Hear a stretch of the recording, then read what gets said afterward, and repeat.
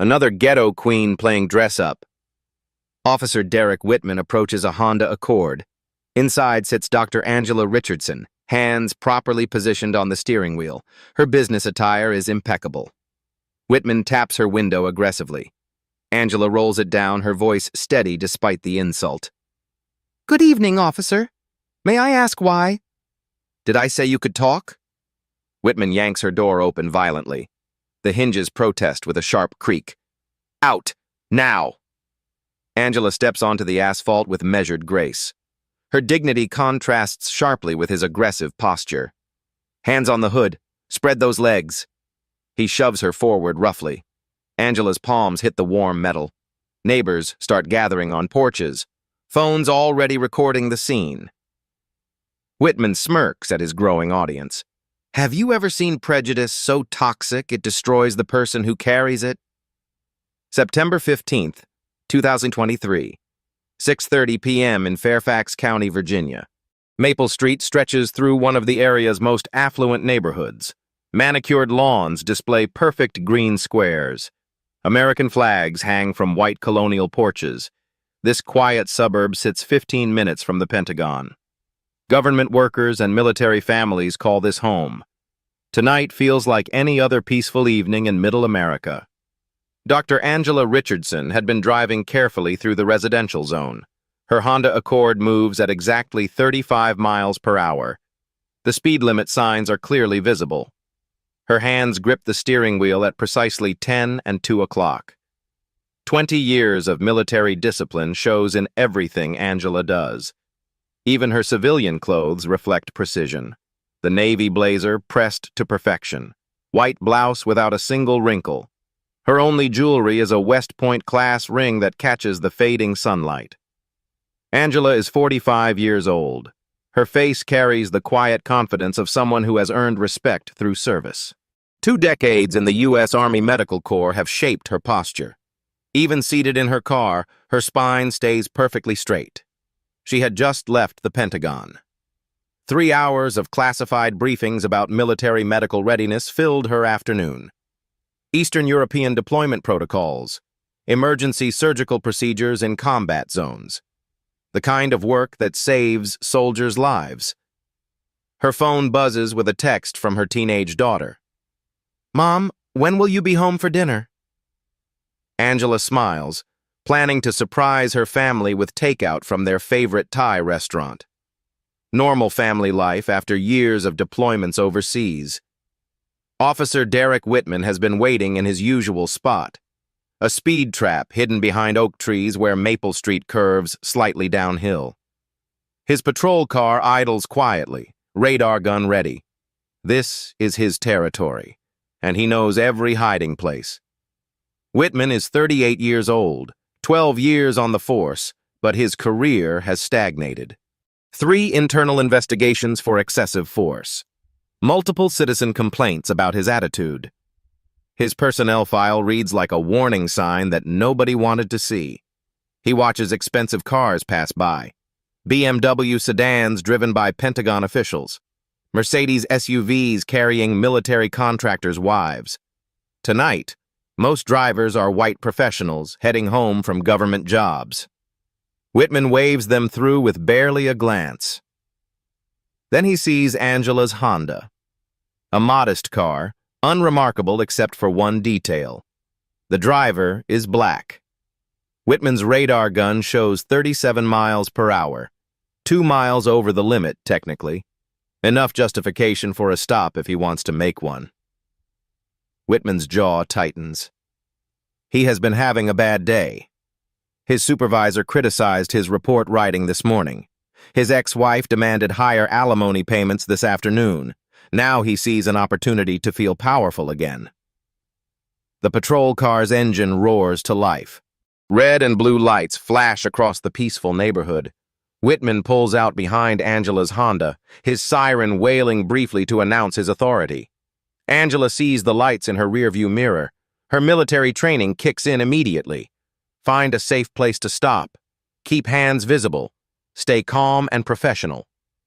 She signals right and pulls over beside Riverside Park. Children stop playing on nearby swings to watch the traffic stop. Their parents emerge from colonial homes, curious about the police activity. This neighborhood rarely sees dramatic incidents. Tonight will be different. Mrs. Lane, a retired teacher, steps onto her front porch. She has lived here for 30 years. She knows the rhythm of this street. Cars rarely speed through residential areas. The police stop seems unusual. Other neighbors follow her example. Tom Bradley, a Navy veteran, pauses his evening jog. Sarah Williams, a federal prosecutor, looks up from watering her roses. Michael O'Connor, recently retired from the CIA, sets down his newspaper. These are educated people, government employees who understand constitutional rights, military families who respect service members. They will become important witnesses to what happens next. Wittmann adjusts his utility belt as he steps out of his patrol car. His body camera activates automatically. The dash cam continues recording from multiple angles. Every word and action will be preserved forever. The evening air carries the smell of barbecue from backyard gatherings. Lawnmowers hum in the distance. An ice cream truck plays its melody 3 blocks away. Normal sounds of American suburban life. But something darker is about to unfold on this quiet street. Officer Wittmann approaches Angela's car with predetermined assumptions. His prejudices will collide with her dignity. The results will change both their lives forever. The stage is set for a confrontation that will expose the worst and best of human nature. Officer Wittmann's boots echo against the asphalt as he circles Angela's Honda like a predator. His hand rests on his service weapon, fingers drumming against the holster. The evening air grows thick with tension. Angela keeps both hands on the steering wheel, exactly where they should be. Her military training has prepared her for hostile situations. Stay calm. Follow commands. De-escalate when possible.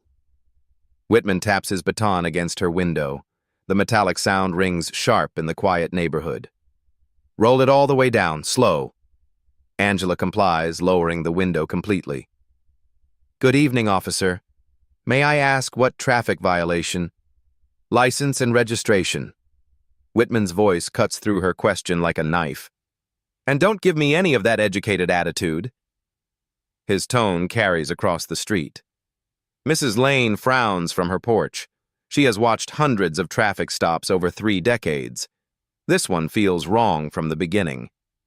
Of course. Angela reaches slowly toward her purse. I'm retrieving my documents now. Move real careful like. Wittmann steps closer to her car, invading her personal space. Your people always seem to be reaching for something unexpected. The racist language hangs in the air like poison gas. Angela's jaw tightens, but her voice stays professionally calm. Here is my license and registration, officer. Wittmann snatches the documents from her hand. He examines them under the streetlight with theatrical suspicion. Dr. Angela Richardson. Fancy title you got there. He holds her license up to the fading daylight, squinting at it dramatically. What kind of doctor? The kind that thinks she's too good for traffic laws? I'm a physician, officer. Angela's voice carries quiet dignity. May I ask what specific violation you observed? Speeding. 37 in a 35. Wittmann smirks as he delivers the minor infraction. But that's just the beginning, isn't it, Doctor? Tom Bradley, the Navy veteran, stops jogging to watch the scene unfold. Something about the officer's aggressive posture troubles him. His military instincts recognize unnecessary escalation. 2 miles over hardly seems worth a stop, officer. Perhaps a warning would... Don't tell me how to do my job. Wittmann's face reddens with instant anger. Step out of the vehicle, right now. Angela remains seated, her hands still visible on the wheel. Officer, I'd like to understand the reason for... Did I stutter? Wittmann's voice rises to a shout. Get your ass out of that car before I drag you out. The profanity echoes through the peaceful neighborhood. Children playing in nearby yards stop to stare. Their parents pull them closer, sensing danger in the officer's tone. Angela opens her door slowly and steps onto the asphalt. Her business suit remains impeccable despite the circumstances. Even under pressure, her military bearing shows through every movement. Turn around. Earn. Hands flat on the hood. She complies with military precision, placing her palms against the warm metal. The position is designed to be humiliating, but Angela maintains her dignity through perfect posture. Wittmann positions himself directly behind her, close enough that she can feel his breath on her neck. Spread your legs wider, wider. The command is unnecessary and degrading. Angela adjusts her stance as ordered, though every instinct tells her this stop has crossed legal boundaries. Why are you really in this neighborhood? Wittmann continues his interrogation while maintaining the humiliating position. This isn't where your kind usually drives through. Sarah Williams, the federal prosecutor, emerges from her house carrying a watering can. She recognizes illegal search procedures when she sees them. Her legal training kicks in as she observes potential constitutional violations. I live in Virginia, officer. I have every right to drive on public roads. Angela's measured response only seems to irritate Wittmann further. He had expected cowering submission, not quiet dignity from his victim. Let's see what you're hiding. Wittmann begins his hands-on search, his movements more invasive than protocol requires. Always do something with your kind.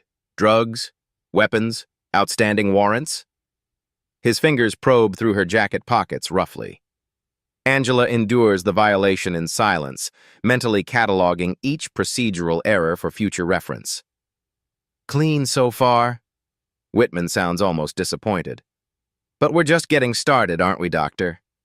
He emphasizes her title with mocking sarcasm. The disrespect is intentional and public, designed to strip away her professional credibility in front of the growing audience. Officer, this search seems excessive for a minor traffic violation. Excessive? Wittmann's voice drips with contempt. I'll tell you what's excessive. You people think you can question my authority. Michael O'Connor, the retired CIA officer, sets down his evening newspaper. 30 years in intelligence work taught him to recognize power abuse. This situation is spiraling beyond any reasonable traffic stop. I'm going to search your vehicle now. Wittmann moves toward her open car door. You got a problem with that, Doctor? Officer, do you have probable cause for a search? Angela's voice remains steady despite the escalating harassment. I haven't committed any crime. Probable cause? Wittmann laughs harshly. How about suspicious behavior? You were driving nervously, avoiding eye contact, classic signs of criminal activity. The accusations are obviously false. The dashcam footage will later prove Angela drove normally and maintained eye contact throughout their interaction. But Wittmann doesn't care about facts tonight. He begins rummaging through her glove compartment, pulling out insurance documents and vehicle maintenance records. Papers scatter across the passenger seat as he searches with increasing aggression. Insurance papers! Vehicle registration! He tosses each document carelessly aside.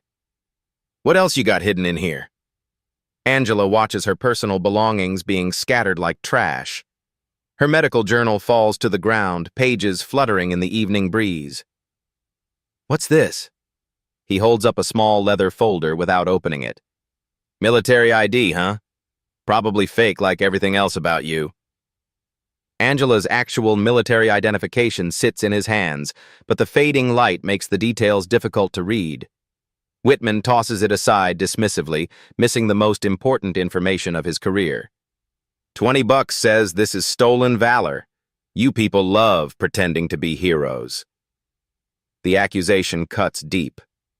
Angela has served her country for 2 decades, deployed to combat zones, and saved soldiers' lives under enemy fire.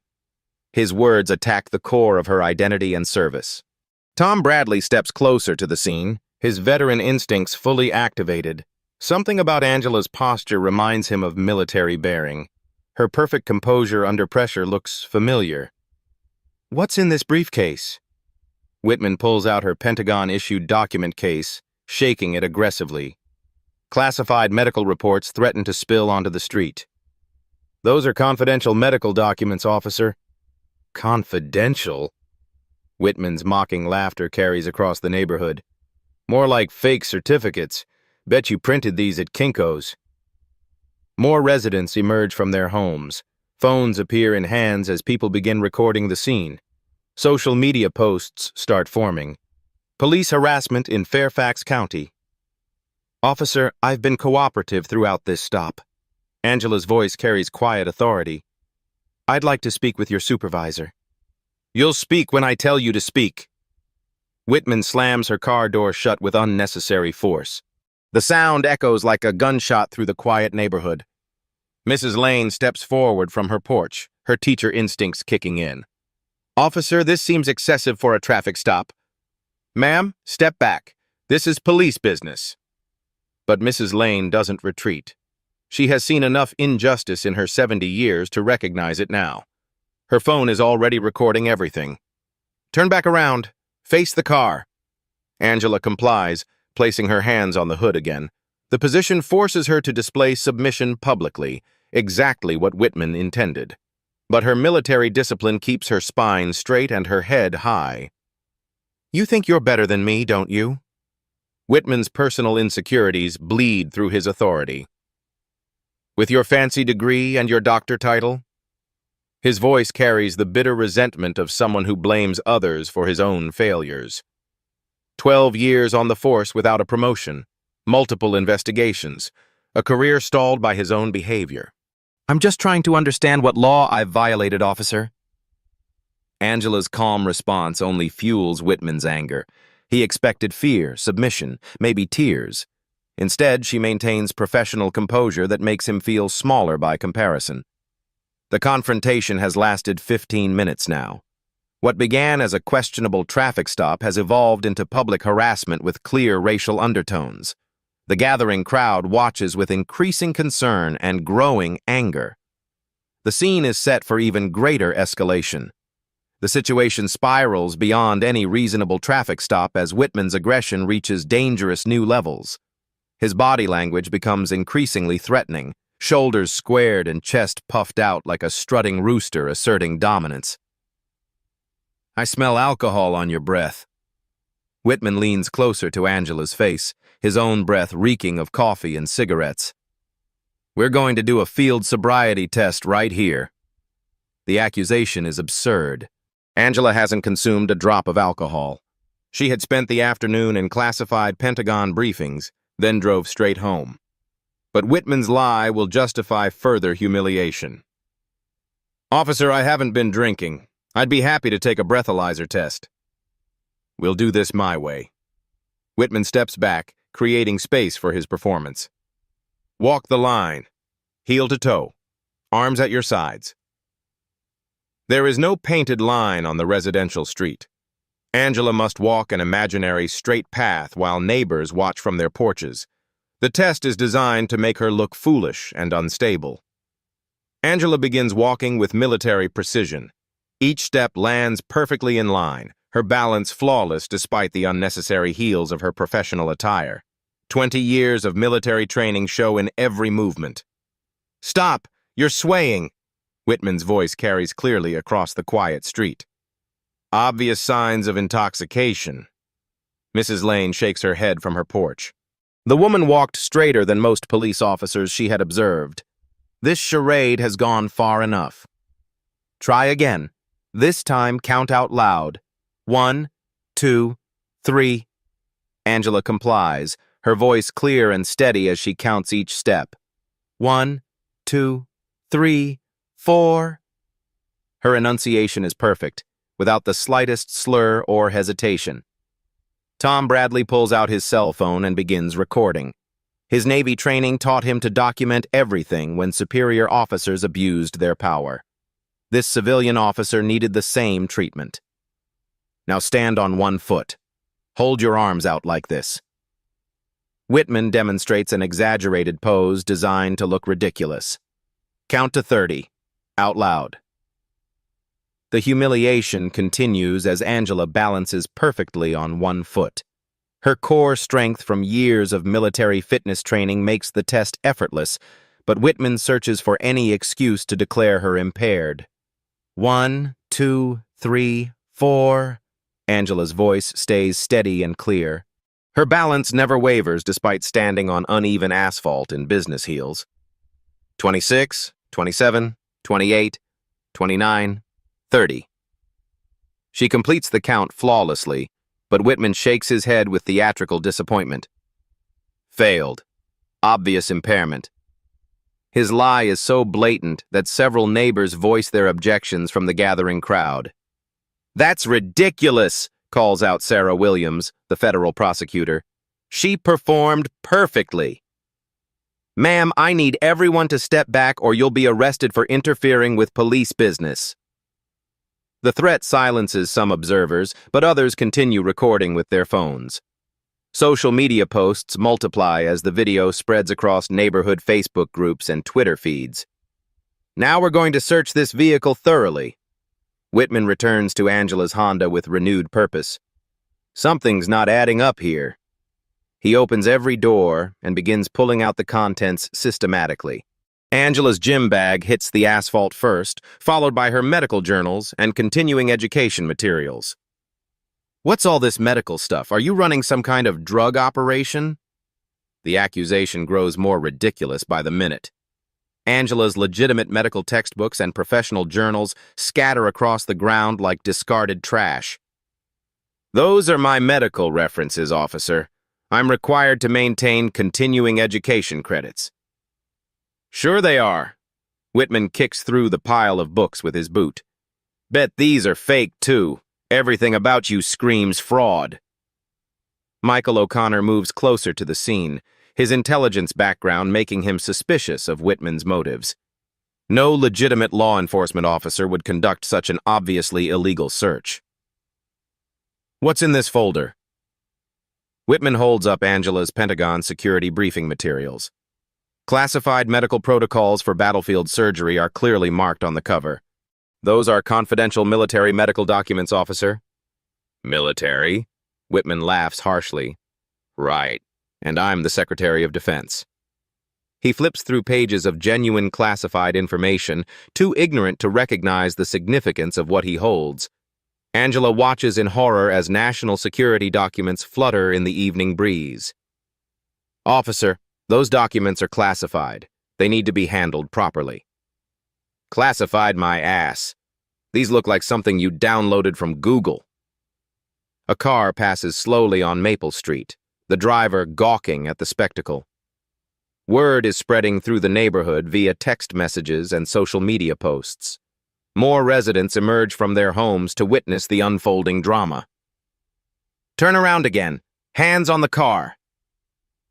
Angela has already assumed this position multiple times, but Wittmann forces her into it again.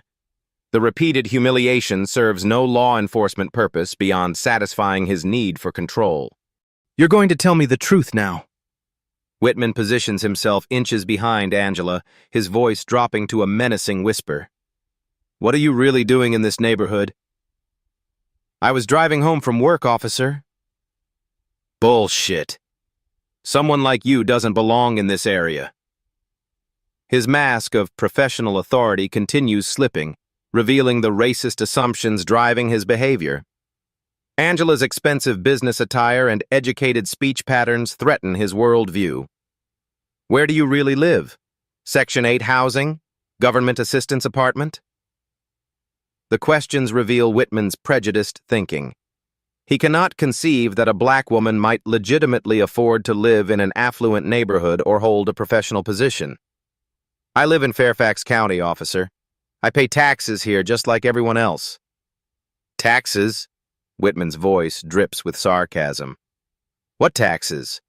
Welfare recipients don't pay taxes." The racist assumptions flow freely now, captured by multiple recording devices. Wittmann has moved beyond official misconduct into territory that will destroy his career and potentially result in federal charges. Tom Bradley steps closer to the scene, his military bearing becoming more pronounced. Something about Angela's composure under extreme pressure reminds him of officers he served overseas. "Officer, this has gone far enough." Tom's voice carries the authority of someone accustomed to command. "This woman has done nothing wrong." "Sir, I need you to step back immediately." I'm a United States Navy veteran, and I'm watching you violate this woman's constitutional rights. Tom's military credentials give weight to his objections. Other veterans in the neighborhood begin gravitating toward the scene, drawn by the confrontation. Everyone needs to disperse now, or you'll all be arrested for interference. But the crowd continues growing instead of shrinking. Phones multiply as residents document what appears to be clear police misconduct with racial overtones. Get back down on your knees. Wittmann's command shocks even the most patient observers. Right here on the asphalt. The order crosses every line of reasonable law enforcement procedure. No traffic violation, no matter how severe, justifies forcing someone to kneel on public pavement. Officer, that's completely unnecessary. Angela's voice maintains its professional calm despite the escalating humiliation. I've committed no crime that would warrant— I said, get down! Wittmann's hand moves to his taser, the threat of violence now explicit and visible to dozens of witnesses. Angela slowly lowers herself to her knees on the rough asphalt. The position is designed to break her spirit and assert Wittmann's complete dominance. Sharp stones press through her business slacks into her skin. This is what happens when you don't respect law enforcement.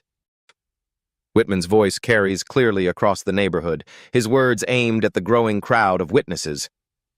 Mrs. Lane gasps audibly from her porch.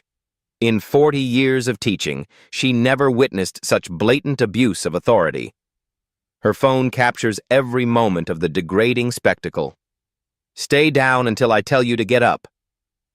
Angela kneels on the cold asphalt as evening shadows lengthen around her. Her torn slacks offer little protection against the rough surface, but her military bearing remains intact despite the physical discomfort. Sarah Williams, the federal prosecutor, steps forward from the crowd. Officer, I'm an attorney with the Justice Department. This treatment violates multiple federal statutes. Ma'am, step back or you'll be arrested too. But Sarah holds her ground, her legal training recognizing a clear case of civil rights violations unfolding before her eyes. Minutes pass as Angela remains kneeling while Wittmann searches through her scattered belongings again. The degrading position serves no law enforcement purpose beyond satisfying his psychological need for control. The stage is set for a revelation that will change everything. A second police cruiser approaches with flashing lights, its engine humming against the evening air. Officer Janet Martinez steps out, her 20-year veteran instincts immediately sensing something wrong with the scene before her. Martinez surveys the situation with trained eyes. A well-dressed black woman kneeling on asphalt, scattered documents and personal belongings. A growing crowd of angry neighbors recording everything with their phones. Wittmann, what's the situation here? Martinez keeps her voice professional, but her tone carries concern about what she's witnessing. Suspicious subject, possible DUI, resisting commands. Wittmann's responses sound rehearsed, like he's practiced these lies before. Martinez observes Angela's obviously sober demeanor and compliant behavior. Nothing about this scene matches a DUI stop or resisting arrest situation. Her partner has clearly crossed several lines tonight. Ma'am, are you injured? Martinez addresses Angela directly, breaking protocol by not deferring to Wittmann's authority. No injuries, officer. Thank you for asking. Angela's voice carries quiet dignity despite her degrading position on the pavement. Martinez notices something familiar about Angela's bearing, the perfect posture even while kneeling, the measured speech patterns, the calm composure under extreme pressure. These traits remind her of military personnel she's encountered. Derek, help me understand the timeline here. Martinez begins gathering information while subtly examining the scattered documents around Angela's car. Her eyes catch official letterhead among the papers blowing across the asphalt. Pentagon logos, Department of Defense seals, Medical Corps insignia. These aren't typical civilian documents. Martinez picks up a laminated identification card that Wittmann had dismissed earlier. The fading light makes reading difficult, but she angles it toward a street lamp for better visibility. Her face transforms as the details become clear. Colonel Angela Richardson, United States Army Medical Corps, Pentagon security clearance, active duty status. The realization hits Martinez like a physical blow to her chest. Her partner has been abusing a senior military officer for the past 30 minutes. The career implications alone could destroy the entire department. Derek, Martinez's voice carries new urgency as she approaches Wittmann with the military ID. You need to see this immediately. Wittmann takes the identification card with casual indifference, still believing his authority remains unchallenged. His eyes scan the official credentials with growing confusion. The color drains from his face as comprehension dawns. Colonel, United States Army, 20 years of service. Pentagon clearance. Every detail contradicts his assumptions about the woman he's been humiliating. This can't be. Wittmann's voice trails off as he studies the credentials more closely. His hands begin trembling as the magnitude of his error becomes clear. Angela speaks with quiet authority from her kneeling position. Officer Wittmann, I believe you have something that belongs to me. Her voice has changed completely. The submissive compliance is gone, replaced by the unmistakable tone of military command. 20 years of leading medical teams under combat conditions flows through every word. Colonel Richardson? Martinez's training kicks in as she recognizes proper protocol for addressing senior military personnel. Ma'am, I sincerely apologize for this incident. Angela rises slowly from the asphalt, brushing gravel from her torn business slacks with military precision. Her dignity returns instantly, no longer hidden behind forced compliance. Officer Martinez, I am Colonel Angela Richardson, United States Army Medical Corps. Each word carries the weight of 2 decades in uniform. I have just returned from classified briefings at the Pentagon regarding military medical readiness protocols. The formal introduction transforms the entire dynamic. Wittmann stands frozen with her credentials in his shaking hands, finally understanding what he has done. Colonel, please accept my deepest apologies. Martinez immediately shifts into professional damage control mode. This situation will be reported through proper channels. The gathering crowd erupts as Angela's true identity spreads through the neighborhood. Veterans among the witnesses snap to attention positions, their respect obvious and immediate. Thank you for your service, Colonel, calls out Tom Bradley, his Navy background evident in his crisp salute despite civilian clothes. 20 years of service and this is how we treat our military officers? Shouts another veteran observer, his outrage echoing across the street. Social media posts explode with updates. Army colonel forced to kneel by racist cop. Military hero abused during traffic stop. Pentagon officer humiliated on suburban street. Angela's military bearing becomes unmistakable now that her identity is revealed. The perfect posture, measured movements, and calm authority under pressure all make complete sense to the watching crowd. Officer Wittmann. Angela's command presence fills the evening air as she addresses her tormentor directly. Your conduct tonight violated numerous constitutional protections and exceeded all lawful authority. Wittmann's earlier arrogance crumbles completely. The racist assumptions that drove his behavior for 30 minutes have been shattered by reality. His career lies in ruins at his feet. Colonel, I didn't realize. The lighting made it difficult to see your identification clearly. His excuses sound pathetic even to his own ears.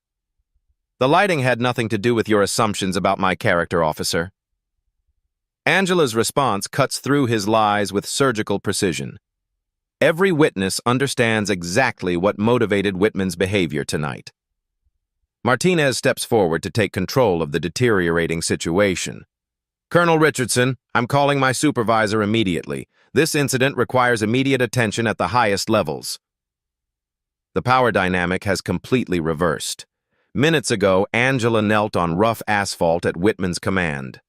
Now she stands with the authority of military rank while his career dissolves around him. The storm Wittmann unleashed has finally reached him. The radio crackles to life as Martinez calls for immediate supervisor response. Unit 247 requesting Sergeant Morrison at Maple Street and Oak Avenue. Priority 1 incident requiring command presence. Within minutes, the distinctive sound of a third police cruiser approaches. Sergeant Patricia Morrison, a 25-year veteran with an impeccable record, steps out and immediately assesses the explosive situation before her. Morrison's trained eyes take in every detail. A distinguished black woman in torn business attire, scattered Pentagon documents across the asphalt, a crowd of angry neighbors holding phones, her officer standing pale and trembling beside a woman who radiates unmistakable military authority. Colonel Richardson. Morrison approaches with the respect due to senior military personnel. I am Sergeant Morrison, Fairfax County Police. I deeply regret this incident and offer our department's sincerest apologies.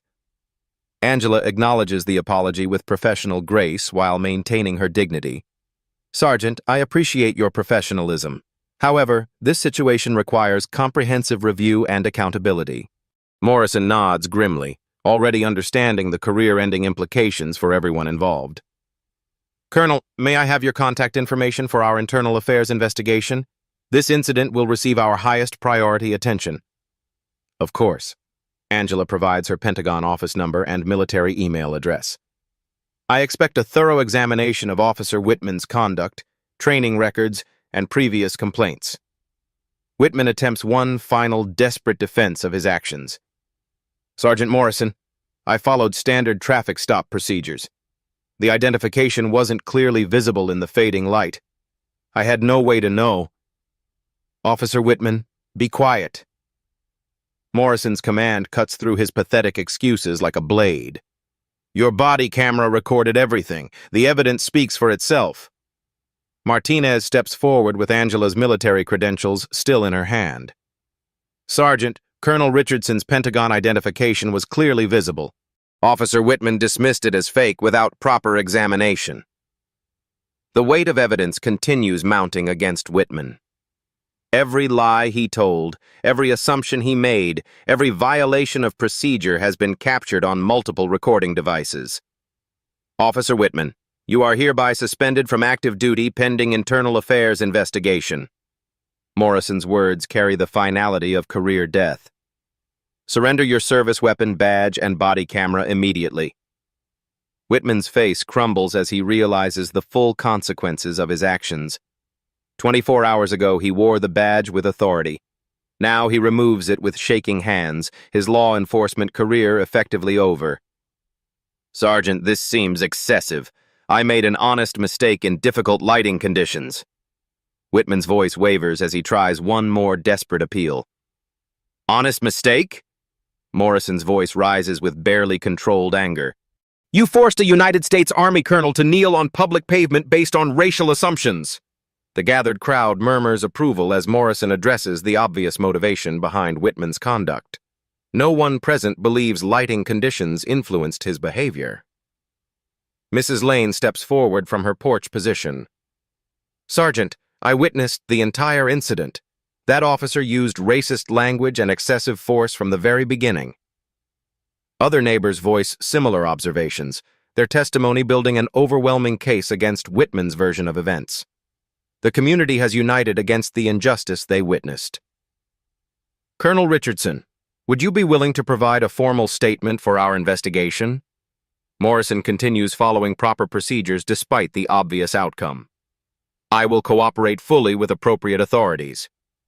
Angela's response maintains professional standards while reserving her legal rights. I also intend to file complaints with federal agencies regarding civil rights violations. Tom Bradley approaches the group, his Navy veteran status evident in his bearing. Colonel, I served 22 years myself. If you need character witnesses, half this neighborhood are veterans who will testify on your behalf. The offer of community support visibly moves Angela, though she maintains her composure. Thank you for your service, sailor. Your support means everything. Local news crews begin arriving as social media posts draw media attention to the unfolding story. Police Force Army Colonel to kneel trends rapidly across multiple platforms. A news reporter approaches the scene with camera equipment. Colonel Richardson, would you be willing to comment on tonight's incident?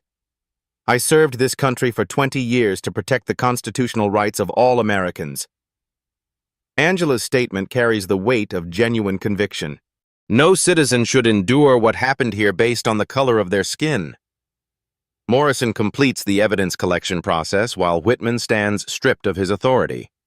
His service weapon, badge, and body camera join the growing pile of evidence that will seal his fate. Officer Martinez will complete the incident report. Morrison addresses the crowd of witnesses. Anyone who recorded tonight's events, please provide copies to support the investigation. Phones emerge from pockets as neighbors eagerly volunteer their video evidence. The digital documentation will make any defense impossible for Wittmann to maintain.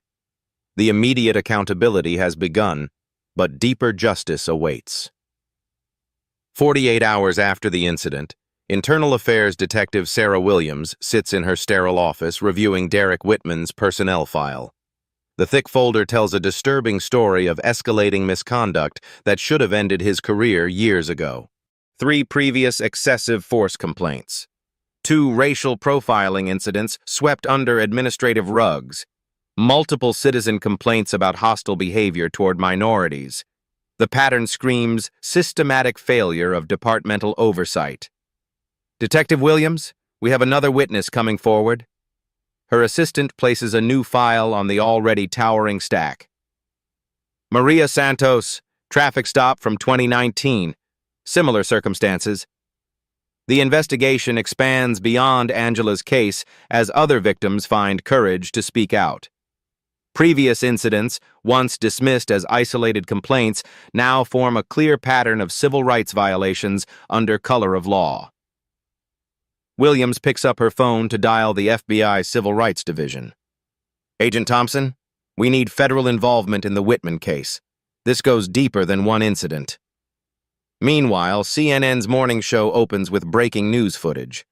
Army colonel forced to kneel by police officer dominates the news cycle as video clips spread across social media platforms worldwide. The Pentagon issues an official statement within hours. The treatment of Colonel Richardson represents an attack on military service members who dedicate their lives to protecting American freedoms. We demand full accountability. Defense Secretary Martinez appears on NBC News that evening. When our officers face this treatment at home, it undermines everything they fight for overseas. Justice must be served. The Washington Post editorial board weighs in with a scathing op-ed titled, "When Service to Country Isn't Enough." The piece connects Angela's treatment to broader patterns of racial bias in law enforcement nationwide. Federal prosecutors review the evidence with growing determination. Assistant U.S. Attorney Jennifer Walsh studies the body camera footage for the 5th time, her anger increasing with each viewing. This is textbook deprivation of rights under color of law. Walsh addresses her team of prosecutors. We're filing federal hate crime charges alongside the civil rights violations. The legal machinery accelerates as multiple jurisdictions coordinate their response. State prosecutors prepare assault and false imprisonment charges, while federal authorities build their civil rights case. Angela retains Marcus Thompson, a former military JAG officer now specializing in civil rights litigation. His reputation for destroying police misconduct cases makes departments tremble when he accepts clients.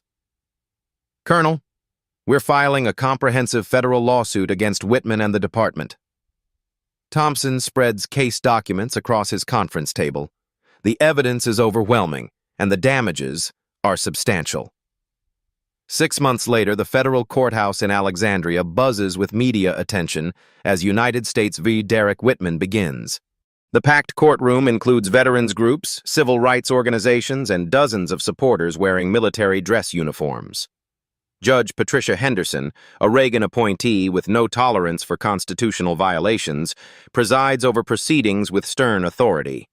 Her reputation for harsh sentences in civil rights cases precedes her. Officer Wittmann, you are charged with deprivation of rights under color of law, a federal felony carrying up to 10 years imprisonment. Judge Henderson's voice echoes through the silent courtroom. Wittmann's defense attorney, Robert Klein, attempts damage control with a desperate strategy. Your Honor, my client made errors in judgment under difficult circumstances. The lighting conditions made proper identification challenging. The prosecution destroys this defense within minutes. Video evidence shows clear evening light during the stop. Multiple camera angles reveal Wittmann's racist assumptions drove his behavior, not lighting conditions. Angela takes the witness stand wearing her military dress uniform, ribbons and medals displaying 20 years of distinguished service.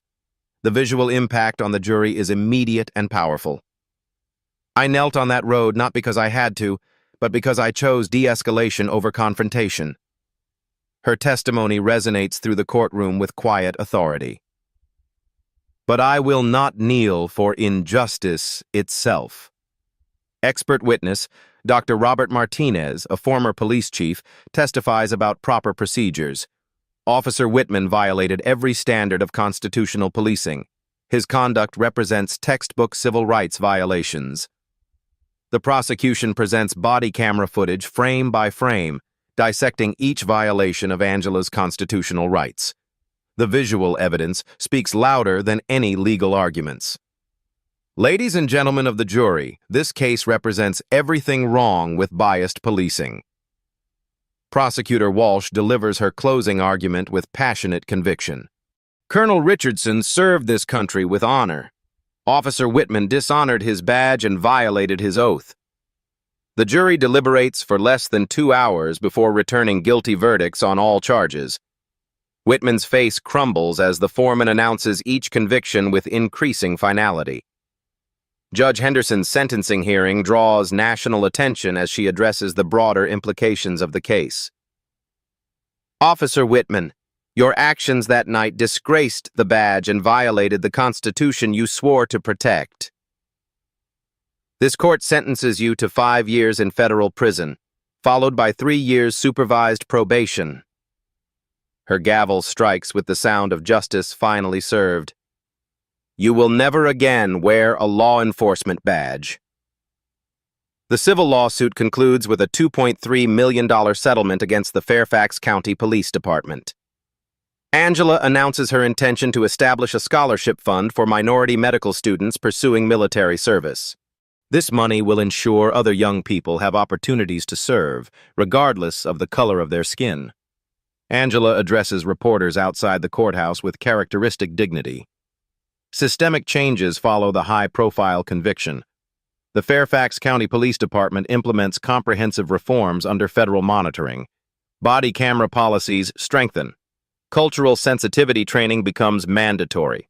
Police academies nationwide begin teaching the Richardson case as an example of how bias destroys careers and violates constitutional rights. The incident becomes required study material for law enforcement training. Virginia's legislature passes the Colonel Richardson Act, strengthening penalties for civil rights violations by law enforcement officers.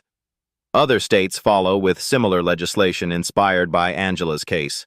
The broader impact extends beyond legal reforms. Angela testifies before Congress about police accountability and constitutional rights. Her composed testimony influences federal legislation on police reform. Power without accountability becomes tyranny, she tells lawmakers. But our Constitution remains stronger than any individual's prejudice.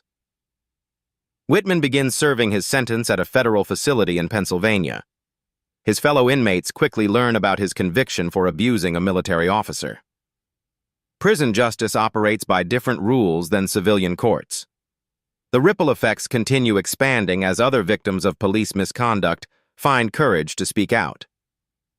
Angela's case becomes a catalyst for broader conversations about racial bias in law enforcement.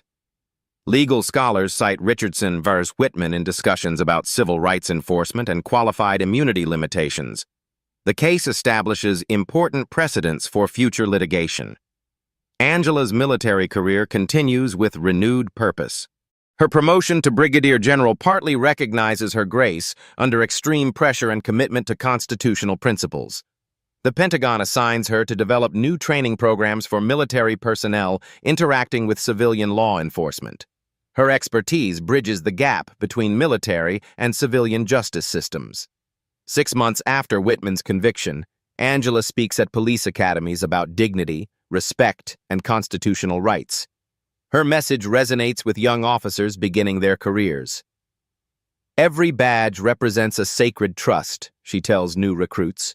Honor it or lose it. Justice, though delayed, has been thoroughly served. 1 year later, Brigadier General Angela Richardson stands at her Pentagon office window, gazing across the Potomac River toward the Capitol dome gleaming in morning sunlight.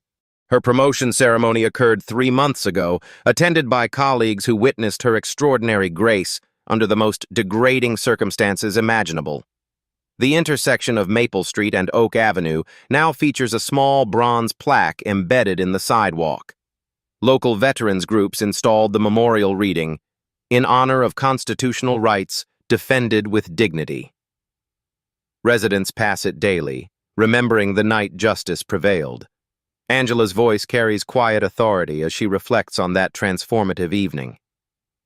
Officer Wittmann saw my skin color and made assumptions about my character, my education, and my right to belong in that neighborhood. She turns from the window to face a wall displaying her military commendations. 23 years of service medals tell the story of a career dedicated to healing and protecting others. He never saw my West Point ring, never read my Pentagon credentials, never recognized 2 decades of military service. Her words flow with the measured cadence of someone who has processed trauma into wisdom. The camera follows Angela through her daily routine at the Pentagon. She reviews medical protocols for overseas deployments, mentors young military doctors, and leads briefings on battlefield medicine innovations. That night changed everything, but not in the way Officer Wittmann intended. Angela's reflection continues as she walks through corridors where generals and admirals nod respectfully. His hatred revealed more about his character than mine. Derek Wittmann serves his sentence in federal prison, his law enforcement career permanently destroyed. Fellow inmates learned quickly about his conviction for abusing a military officer.